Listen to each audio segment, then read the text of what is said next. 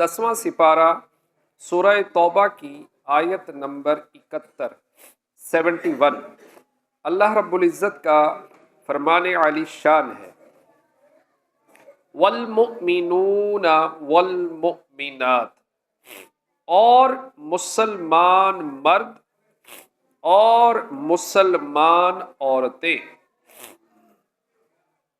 بعضهم اولیاء بعض، ایک دوسرے کے رفیق ہیں، یأمرون بالمعروف، بھلائی کا حکم دیں، وینہون عن المنکر، اور برائی سے منع کریں، ویقیمون الصلاۃ، اور نماز قائم رکھیں، ویؤتون الزکاۃ، اور زکوٰۃ دیں، وَيُطِيعُونَ اللَّهَ وَرَسُولَهُ، اور اللہ و رسول کا حکم مانیں، أُولَئِكَ سَيَرْحَمُهُمُ اللَّهُ، یہ ہیں جن پر عنقریب اللہ رحم کرے گا، إِنَّ اللَّهَ عَزِيزٌ حَكِيمٌ، بے شک اللہ غالب حکمت والا ہے۔ اس سے پہلی آیات میں اللہ تعالیٰ نے منافقین کے خبیث اعمال اور فاسد احوال بیان فرمائے، پھر اس عذاب کا بیان فرمایا جو اللہ تعالیٰ نے ان کے لیے دنیا و آخرت میں تیار کیا، اور اس آیت سے مومنوں کے اوصاف، ان کے اچھے اعمال اور ان کے اس اجر و ثواب کو بیان فرمایا جو اللہ تعالیٰ نے دنیا و آخرت میں ان کے لیے تیار فرمایا ہے۔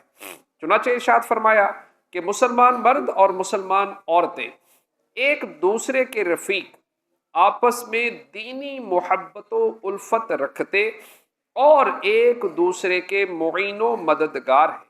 اللہ تعالیٰ اور اس کے رسول صلی اللہ تعالیٰ علیہ وآلہ وسلم پر ایمان لانے اور شریعت کی اتباع کرنے کا حکم دیتے ہیں اور شرک و معصیت سے منع کرتے ہیں۔ فرض نمازیں ان کے حدود ارکان پورے کرتے ہوئے ادا کرتے ہیں، اپنے اوپر واجب ہونے والی زکوٰۃ دیتے ہیں، اور ہر معاملے میں اللہ تعالیٰ اور اس کے رسول صلی اللہ تعالیٰ علیہ وآلہ وسلم کا حکم مانتے ہیں۔ ان صفات سے متصف مومن مرد اور عورتیں وہ ہیں جن پر عنقریب اللہ تعالیٰ رحم فرمائے گا اور انہیں دردناک عذاب سے نجات دے گا، بے شک اللہ تعالیٰ غالب اور حکمت والا ہے۔ اس آیت سے 3 آیات پہلے منافق مردوں اور منافقہ عورتوں کے 4 اوصاف بیان کیے۔ نمبر 1، یہ سب نفاق اور اعمال خبیثہ میں یکساں ہیں۔ نمبر 2، یہ کفر و معصیت اور رسول صلی اللہ تعالی علیہ وآلہ وسلم کی تکذیب کا حکم دیتے ہیں، یوں ہی برائی کا حکم دیتے ہیں اور نیکی سے منع کرتے ہیں۔ نمبر 3، ایمان و طاعت اور تصدیق رسول سے منع کرتے ہیں۔ نمبر 4، راہ خدا میں خرچ کرنے سے اپنے ہاتھ بند رکھتے ہیں۔ اور مذکورہ بالا آیت میں مومنوں کے 5 اوصاف بیان کیے گئے۔ نمبر 1، وہ ایک دوسرے کے رفیق ہیں۔ نمبر 2، بھلائی کا حکم دیتے ہیں اور برائی سے منع کرتے ہیں۔ نمبر 3، زکوٰۃ دیتے ہیں۔ نمبر 4، نماز قائم کرتے ہیں۔ نمبر 5، اللہ تعالیٰ اور اس کے رسول صلی اللہ تعالی علیہ وآلہ وسلم کا حکم مانتے ہیں۔ منافقوں اور مخلص ایمان والوں کے اوصاف کو سامنے رکھتے ہوئے عمومی طور پر تمام مسلمانوں کو چاہیے کہ وہ غور کریں کہ ان کے اعمال کن لوگوں کے ساتھ ملتے ہیں۔ اگر ان کے اعمال مخلص ایمان والوں کے ساتھ ملتے ہیں تو وہ اللہ تعالیٰ کے اس احسان کا شکر ادا کریں، اور اگر اعمال منافقوں کے ساتھ ملتے ہیں تو انہیں چاہیے کہ اپنی عملی حالت درست کرنے کی بھرپور کوشش کریں اور مخلص ایمان والوں جیسے اوصاف اپنائیں تاکہ وہ منافقوں کے بارے میں بیان کی گئی وعید میں داخل ہونے سے بچ سکیں۔ اللہ تعالیٰ عمل کی توفیق عطا فرمائے، آمین۔ اس آیت میں بیان ہوا کہ مسلمان ایک دوسرے کے رفیق اور معین و مددگار ہیں، اور حدیث پاک میں بیان ہوا کہ مسلمان اتفاق اور اتحاد میں ایک عمارت کی طرح ہے۔ چنانچہ حضرت ابو موسیٰ اشعری رضی اللہ تعالیٰ عنہ سے روایت ہے، نبی اکرم صلی اللہ تعالیٰ علیہ وآلہ وسلم نے ارشاد فرمایا، سارے مسلمان ایک عمارت کی طرح ہے جس کا ایک حصہ دوسرے کو طاقت پہنچاتا ہے۔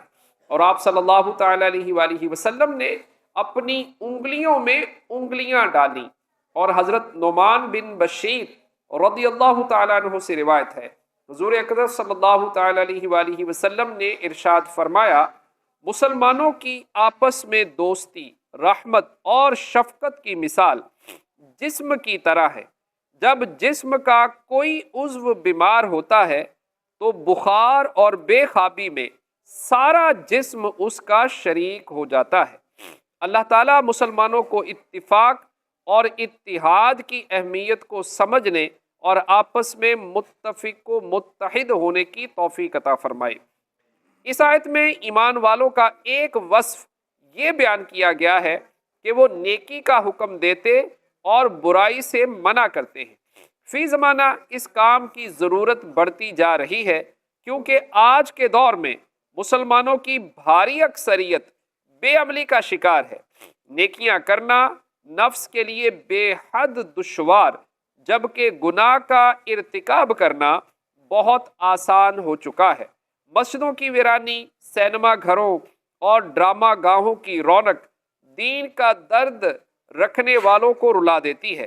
ڈش انٹینا اور کیبل ٹی وی کے ذریعے اور انٹرنیٹ کا غلط استعمال کرنے والوں نے گویا اپنی آنکھوں سے حیات دھو ڈالی ہے۔ ضروریات کی تکمیل اور سہولیات کے حصول کی حد سے زیادہ جد و جہد نے مسلمانوں کی بھاری تعداد کو آخرت کی فکر سے غافل کر دیا ہے۔ گالی دینا، تہمت لگانا، بدگمانی کرنا، غیبت کرنا، چغلی کھانا، لوگوں کے عیب جاننے کی جستجو میں رہنا، لوگوں کے عیب اچھالنا، جھوٹ بولنا، جھوٹے وعدے کرنا، کسی کا مال ناحق کھانا، خون بہانا، کسی کو شرعی اجازت کے بغیر تکلیف دینا، کسی کا قرض دبا لینا، کسی کی چیز وقتی طور پر لے کر واپس نہ کرنا، مسلمانوں کو برے القاب سے پکارنا، کسی کی چیز اسے ناگوار گزرنے کے باوجود اجازت کے بغیر استعمال کرنا، شراب پینا، جوا کھیلنا، چوری کرنا، زنا کرنا، فلمیں دیکھنا، گانے باجے سننا، سود اور رشوت کا لین دین کرنا، ماں باپ کی نافرمانی کرنا اور انہیں ستانا، امانت میں خیانت کرنا، بد نگاہی کرنا، عورتوں کا مردوں اور مردوں کا عورتوں کی نکالی کرنا، بے پردگی، غرور، تکبر، حسد، ریاکاری، اپنے دل میں کسی مسلمان کا بغض و کینہ رکھنا، غصہ آ جانے پر شریعت کی حد توڑ ڈالنا، گناہوں کی ہرس، حب جاہ، بخل اور خود پسندی وغیرہ معاملات ہمارے معاشرے میں بڑی بے باکی کے ساتھ کیے جاتے ہیں۔ حتیٰ کہ بظاہر نیک نظر آنے والے کسی شخص کے قریب جائیں تو وہ بھی بسا اوقات عقیدے کی خرابی، زبان کی بے احتیاطی، بد نگاہی اور بد اخلاقی وغیرہ کی آفتوں میں مبتلا نظر آتا ہے۔